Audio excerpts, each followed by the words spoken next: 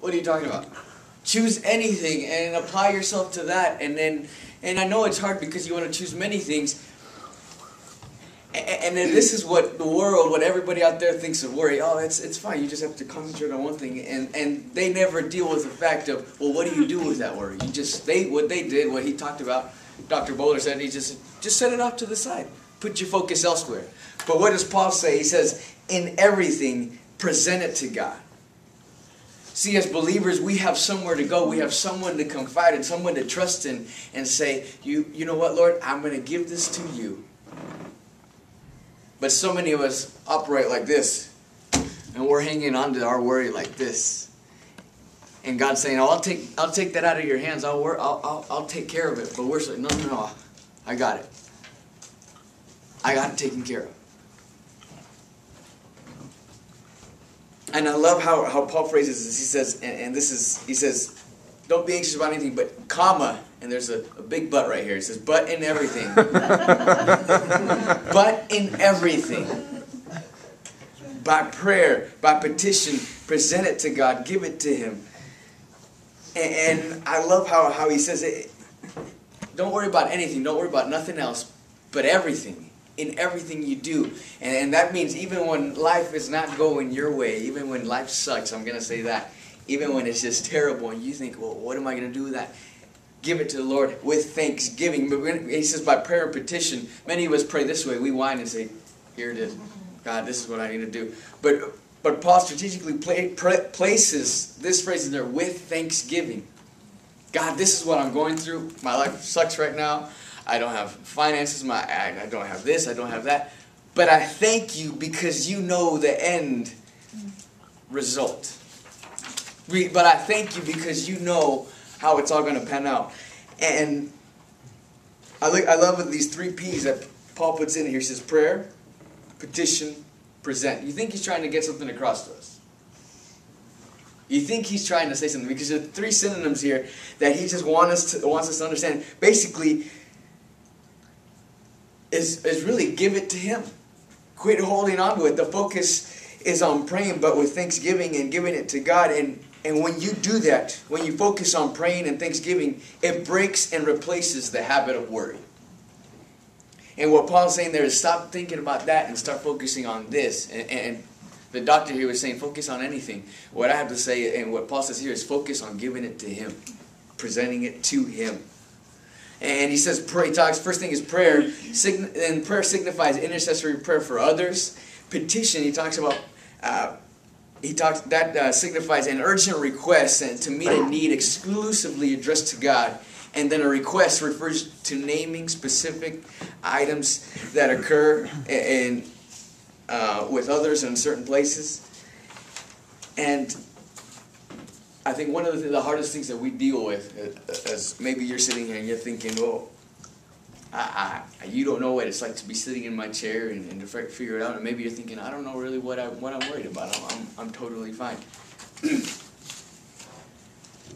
One thing to understand is, unless we actually let go and are able to just give that to God, not in a whining matter, not in the fact of thinking that, why are you doing this to me, but saying, thank you, I know what you're doing through this.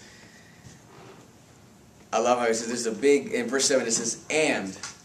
When in doing all of this, and the peace of God, which transcends all understanding, will guard your hearts. So if you do all of this, if you give it to me, or give it to the Lord, this is what's going to happen.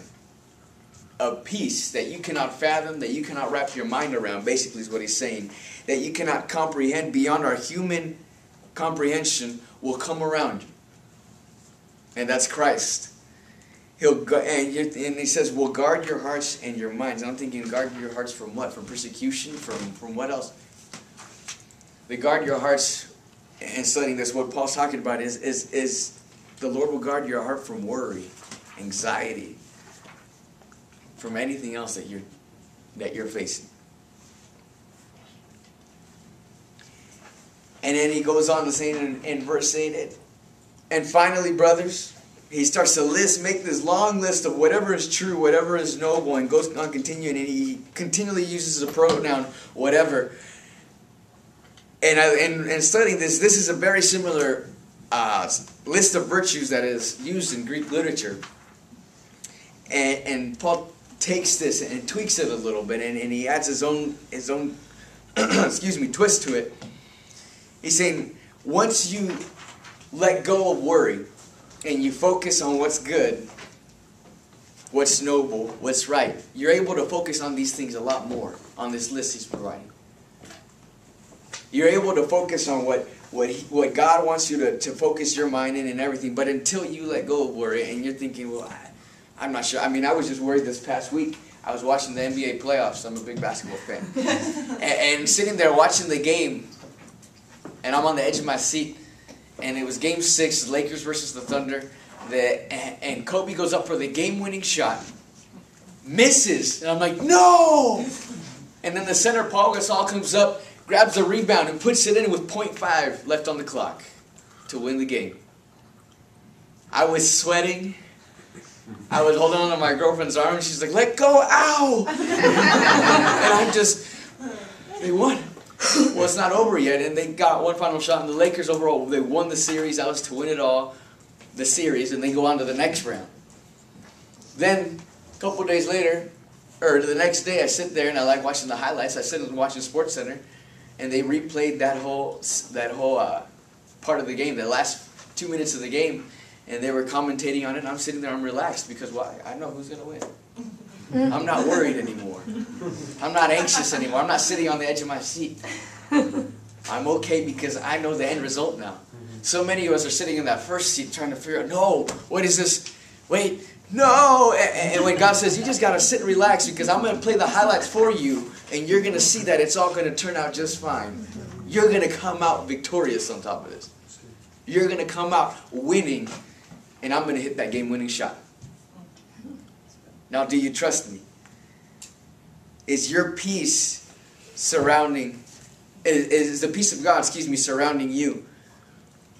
And I love how Paul just goes into this and he's saying, once you let go of that worry, you'll be able to focus on whatever is true, what's noble, what's admirable. And he goes on through this list of these pronouns, and he lists his virtues. And also, if we put things, and he ends like this. He says, whatever you have learned or received or heard from me or seen in me, put into practice, and the God of peace will be with you.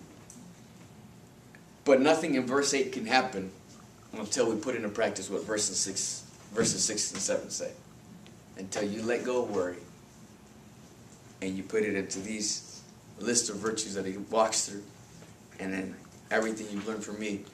And he ends with this saying, and the God of peace will be with you. So whatever it is that you're worrying about today, I'm going to dare you to do something. Instead of worrying, just stop and say, Lord, I trust you. I give it to you. And understand this, once you let it go and give it to him, and not whine about it, because many of us are good at doing that, but just say, Lord, I give it to you. His peace will just surround you. And the situation will take care of itself because he knows the end result.